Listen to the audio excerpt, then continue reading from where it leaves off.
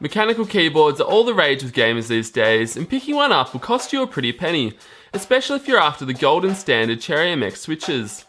Finding a model equipped with these switches that's more than simply bare bones or a 10 keyless design under $100 is a hard ask, especially if you're hoping for something cool with at least some bells and whistles. Well, this is exactly the slot that Cougar's Attack X3 is trying to fill.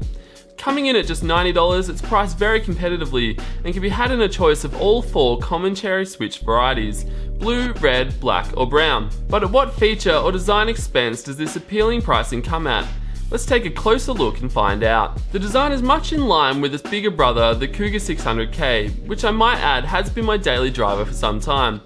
It features almost the same key layout. There's extra functionality in terms of alternative functions across the F keys, however dedicated brightness, Windows lock and media control keys have been omitted. The Attack X3 does feature dedicated volume controls however, but it also forgoes the dedicated polling rate toggles. All the keys that are missing can be found in the aforementioned alternative functions of the F keys across the top of the keyboard. The layout of the keyboard is standard ANSI, aside from the bottom row. Something I honestly was not a fan of was the lack of a Windows key at the bottom left. It's instead been replaced with the function key to activate the top row of functions, which is useful I suppose.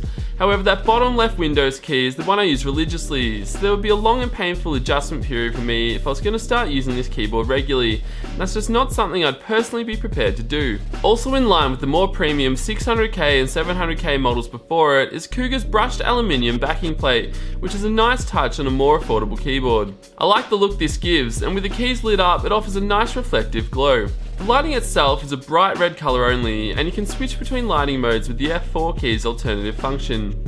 For those that like to play around with their lighting configuration, there aren't a ton of options. In fact, there's 5.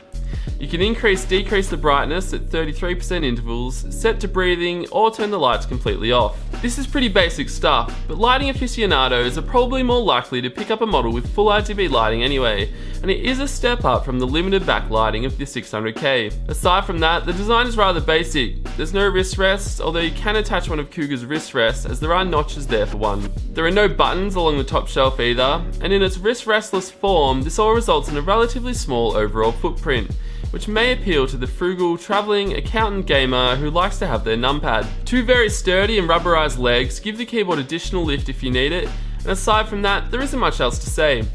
The overall look and feel of the keyboard exceeds its price point in my opinion. It feels solid when you pick it up, nothing rattles, and the brushed aluminium especially gives it a nice, sleek overall look.